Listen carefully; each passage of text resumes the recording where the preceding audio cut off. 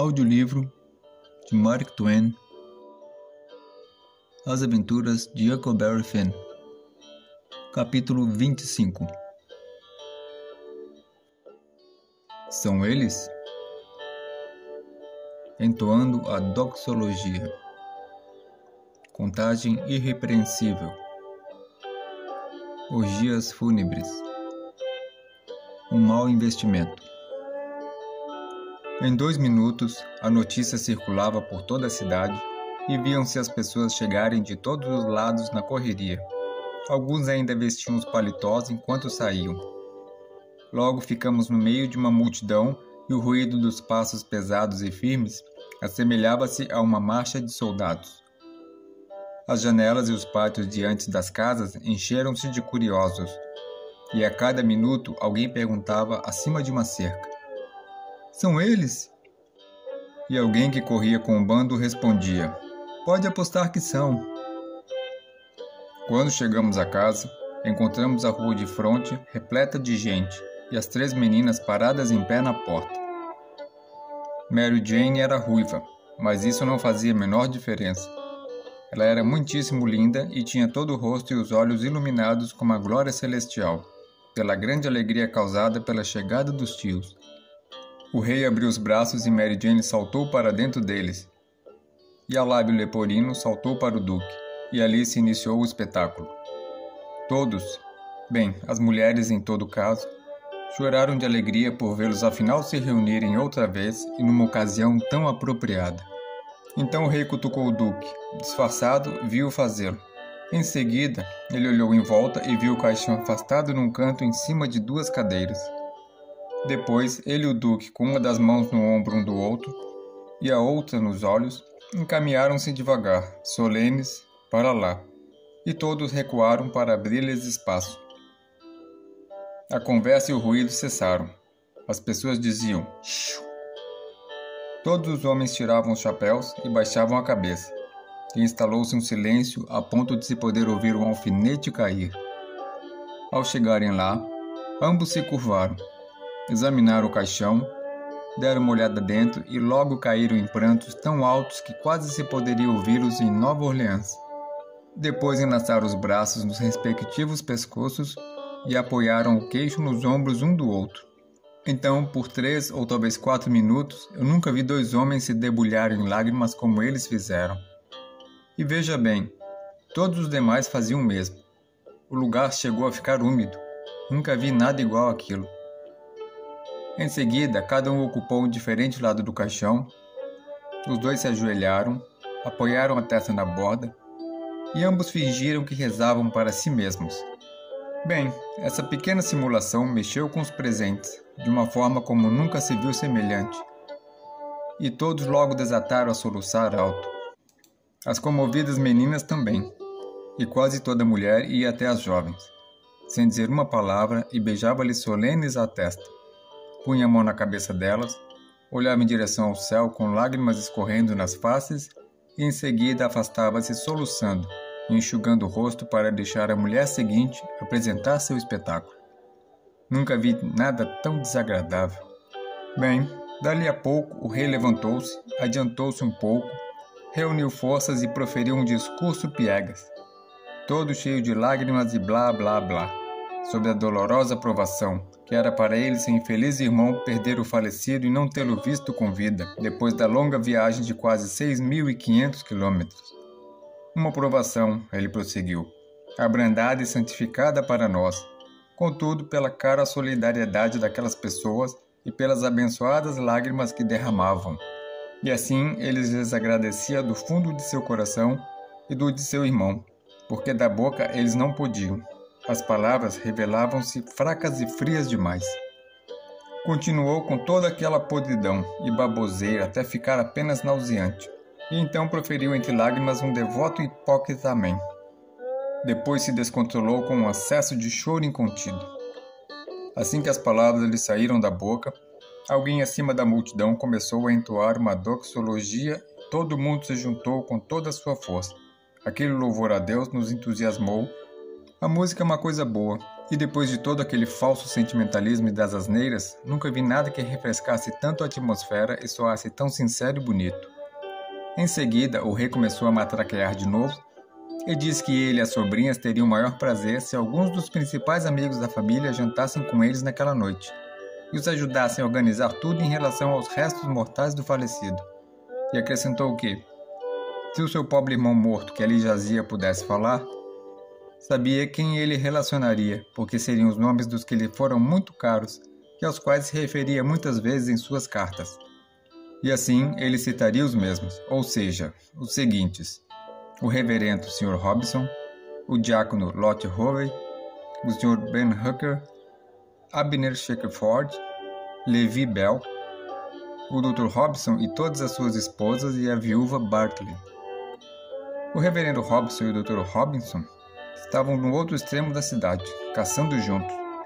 Isto é, quero dizer que o doutor ajudava o moribundo a partir para a outra vida, e o pastor apontava-lhe o caminho direto. O advogado Bell se encontrava em Louisville a negócios. No entanto, os demais estavam ali, e por isso todos compareceram, apertaram-lhe a mão, agradeceram e conversaram com ele. E em seguida apertaram a mão do duque, sem nada dizer, mas apenas não pararam de sorrir e assentir com a cabeça, como um grupo de idiotas, enquanto ele fazia todos os tipos de sinais com as mãos e dizia o tempo todo, como um bebê que não sabe falar.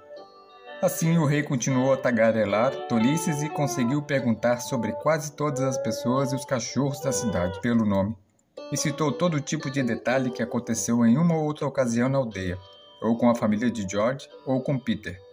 E sempre fingia que Peter lhe tinha escrito sobre aquelas coisas, embora fosse uma mentira, claro, pois obtivera cada abençoada informação daquele jovem idiota que havíamos levado na canoa até o barco a vapor. Depois, Mary Jane foi buscar a carta que o seu tio deixara antes de morrer. O rei leu-a em voz alta e chorou por causa dela, a qual legava a casa $3.000 em ouro às meninas, o curtume a William e a Harvey, que rendia bons negócios, além de algumas outras casas e terras no valor de cerca de $7.000 e $3.000 em ouro, e dizia onde estavam escondidos os $6.000 em dinheiro, no porão. Então aqueles dois fraudulentos disseram que desceriam, buscariam o dinheiro para fazer tudo às claras e honestamente, e me mandaram acompanhá-los com uma vela. Fechamos a porta do porão atrás de nós, e quando eles acharam o saco e despejaram o conteúdo no chão, foi uma bela visão. Todas aquelas moedas douradas. Minha nossa, como os olhos do rei brilharam. Ele deu um tapa no ombro do duque e disse: "Ah, existe coisa mais maravilhosa que esta? Ah, não, claro que não. Ora, Bilde, deixa a nudez régia no chinelo, não?" O duque reconheceu que sim. Eles tocaram as moedas de ouro, deixaram-nas deslizarem entre os dedos e tinirem no chão. E o rei disse: "Isso dispensa palavras. Sermos irmãos de um homem rico morto e os representantes dos únicos herdeiros estrangeiros é a atividade que nos serve, Bilde. Resulta de se confiar na providência. Trata-se do melhor meio, em longo prazo. Já experimentei todos os outros e não há meio melhor." A maioria das pessoas teria ficado satisfeita com a pilha e confiado na soma, mas aqueles dois não. Precisaram contá-las. Por isso contaram e concluíram que faltava $415, disse o rei. "Que o diabo leve. Eu gostaria de saber o que ele fez com esses $415. Eles matutaram um pouco e revistaram a procura por todo lugar. Então o duque disse: "Bem, ele era um homem muito doente. Na certa apenas cometeu um erro. Suponho que foi o que aconteceu. O melhor a fazer é deixar para lá e ficar com o bico calado a respeito. Não vai nos fazer falta." "Ah, claro que sim, é verdade. Não vai nos fazer falta. Não dou a mínima a isso. É na conta que penso. Você sabe que é necessário sermos corretos e irrepreensíveis, abertos e honestos aqui. Precisamos levar esse dinheiro lá para cima e contá-lo diante de todos, porque assim não levantamos suspeitas. Mas visto que o falecido disse que eram $6.000, entenda, não vamos querer..." "Espere aí", disse o duque. "Vamos completar o déficit." Começou a retirar moedas de ouro do bolso. "Que ideia mais excelente, duque. Você tem uma cabeça bastante inteligente nos ombros", disse o rei. "Raios me partam se a nudez régia não está nos ajudando mais uma vez." Então ele começou a tirar algumas moedas de ouro dos bolsos e empilhá-las. Isso quase os deixou quebrados, mas eles conseguiram completar a diferença e inteirar os 6.000 exatos. Escute, disse o Duque. Tive outra ideia. Vamos subir e contar esse dinheiro e depois dá-lo às meninas. Minha nossa, Duque, deixe-me abraçá-lo. É a ideia mais estupenda que já ocorreu a alguém. Com certeza você tem o cérebro mais impressionante que já vi. Ah, trata-se de um golpe muito astucioso, mas não há a menor dúvida. Vamos acabar com as suspeitas deles agora, se quiserem, pois isso os afastará. Quando chegamos ao andar de cima, todos se reuniram em volta da mesa e o rei contou e empilhou todas as moedas em 20 elegantes e pequenas pilhas, com $300 cada. Todos as olhavam com cobiça e lambiam os lábios. Em seguida, puseram tudo de volta no saco e viu o rei começar a inflar-se para outro discurso. Ele disse: Amigos, meu infeliz irmão que jaz ali foi muito generoso com aqueles que ele deixou para trás no Vale de Lágrimas. Foi generoso com essas infelizes ovelhinhas que ele amava, abrigava e que ficaram órfãos de pai e mãe. Sim, e nós que o conhecíamos bem, sabemos que ele teria sido ainda mais generoso se não temesse magoar seu querido William e eu. Ora, não é verdade?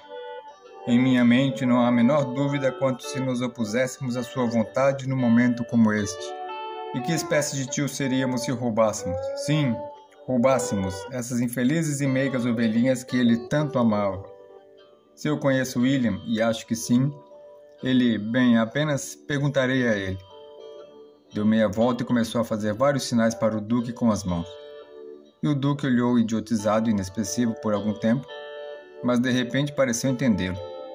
Então saltou em direção ao rei dizendo "Gu, gu, gu", com toda a força por conta da alegria que sentiu e abraçou umas 15 vezes antes de soltá-lo. Então o rei disse: Eu sabia. Creio que isso convencerá a todos em relação a como ele se sente a respeito. Venham Mary Jane, Susan e Joanna. Peguem o dinheiro. Peguem-no todo. É uma dádiva dele que jaz ali, frio, mas cheio de alegria. Mary Jane adiantou-se na direção dele. Susan e Alábio Leporino voltaram-se para o Duque e seguiram-se mais abraços e beijos como eu nunca vira.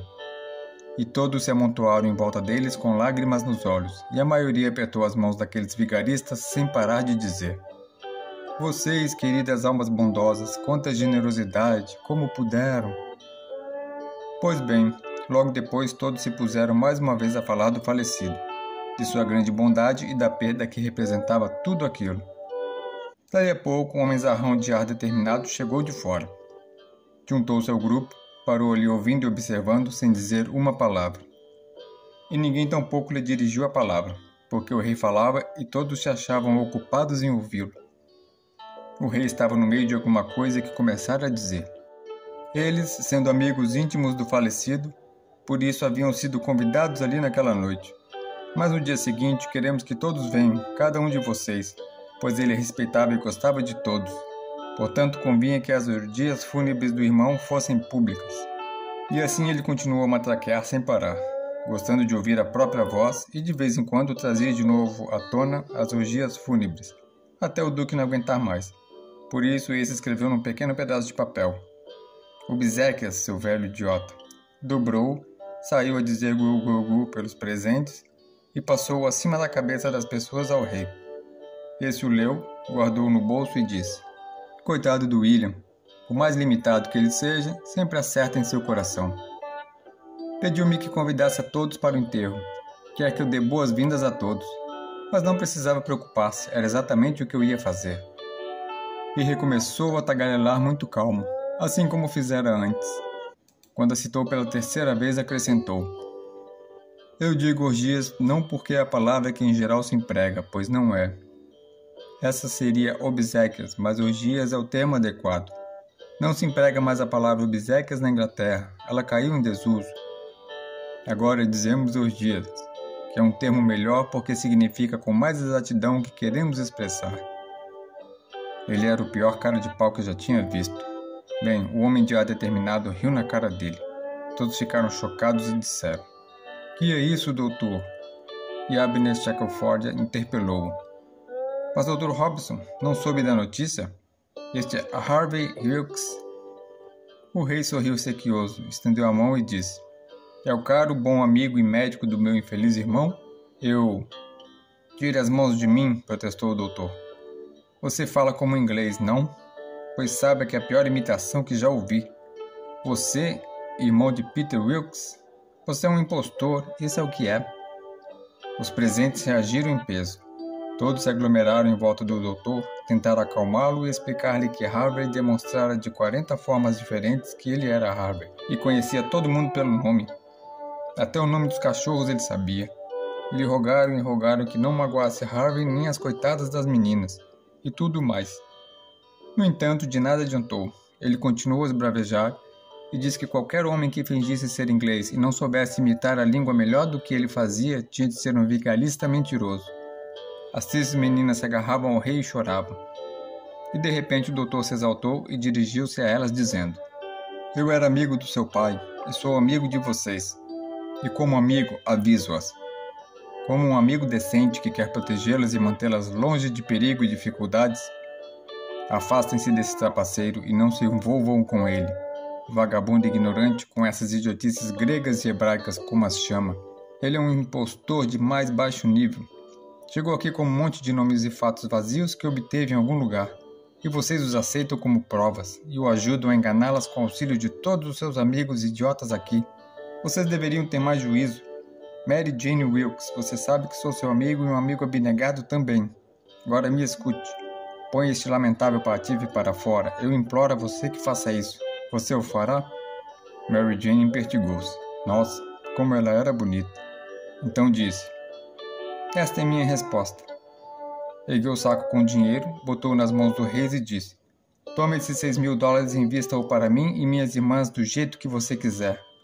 E não faço questão que nos dê algum recibo. Em seguida, enlaçou o braço no do rei de um lado e Susan e do lábio leporino fizeram o mesmo no outro.